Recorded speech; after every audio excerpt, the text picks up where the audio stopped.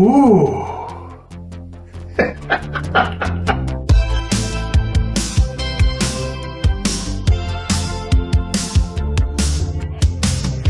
Hi, my name is Christian, and I'm a lucky winner of a new Commodore 64 color case, raffled by PERIFAX. This is actually quite special to me. My father owned an original bread bin in the mid-1980s, and once he allowed me to use it, that machine became a huge part of my life. Of course I started by playing games, but eventually it taught me basic programming and also basic English. And then it taught me assembly and some more English. I found an excellent book on assembly programming, in German called Maschinensprache, and that carried me further than I would have ever imagined. Those wonderful years I spent with what eventually became my Commodore 64 gave me so much knowledge, confidence, and pure joy.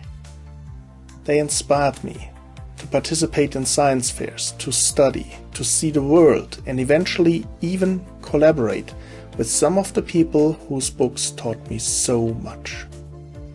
For me, that bread bin was literally the greatest thing since sliced bread. So let's get to it.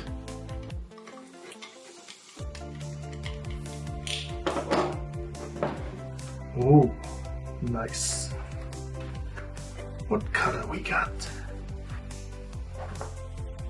Ooh.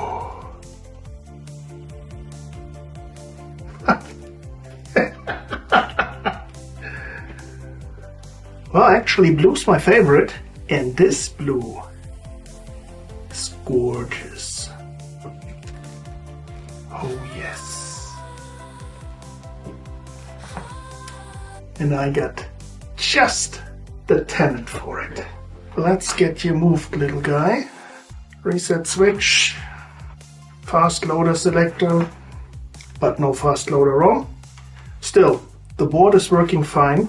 And so we shall swap it into the new beautiful retrofusion case.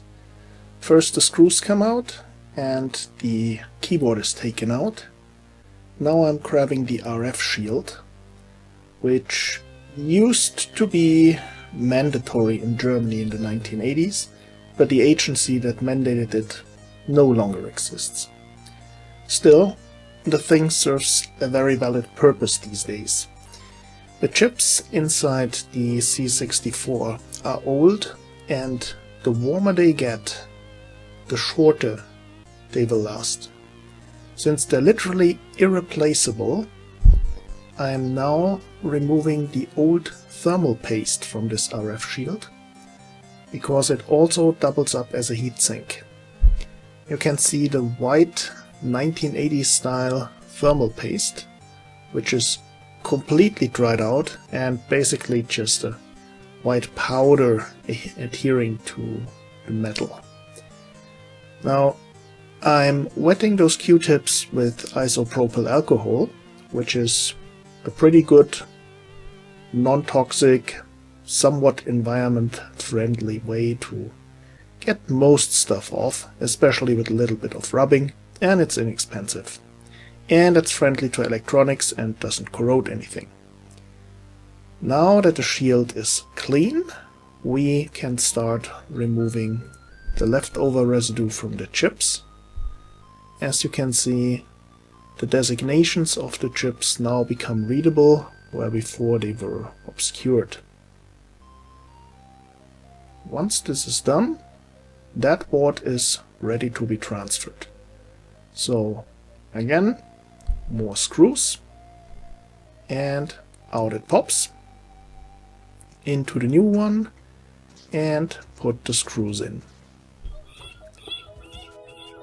Gosh, it's amazing how lighting can change a person, isn't it? And it's amazing how PCBWay can make such great PCBs starting at just $5. Even a new Commodore 64 PCB to put inside your retrofusion case. Because as we all know, PCB stands for Purple Commodore Box. Look, I'm colorblind, okay? Now we need new thermal paste on the shield. Basically just the standard stuff you would use for a CPU heatsink if you're building a computer.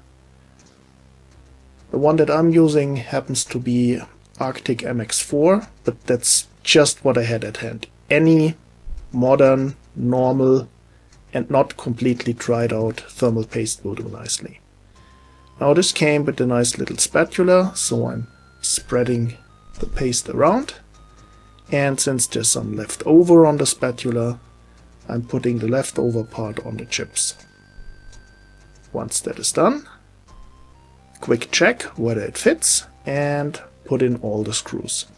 Now, since this keyboard originally came from a C64C, unfortunately it doesn't fit quite right, which I overlooked when initially putting it together. So after this recording, I took it apart again and properly screwed the keyboard in the top.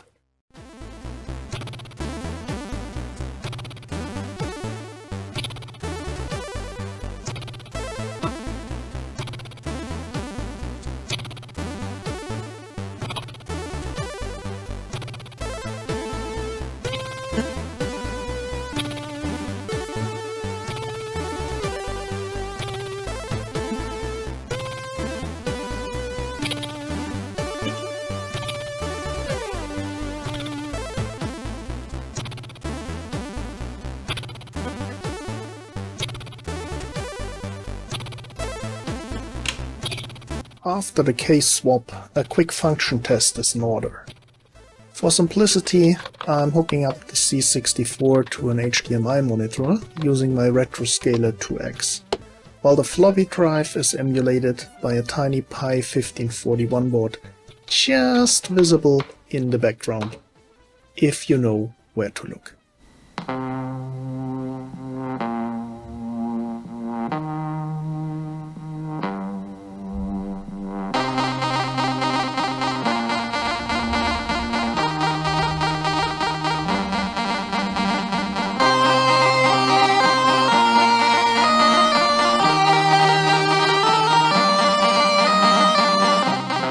Well, this is working nicely, as expected. At this point, I would like to say a big thank you to PERIFAX for organizing the raffle and to Jake Young at Retrofusion for providing quite a lot of cases. Let's take another look at how stunningly beautiful the blue one is and listen to some more fantastic music from Security's 1991 demo, Radio Stations.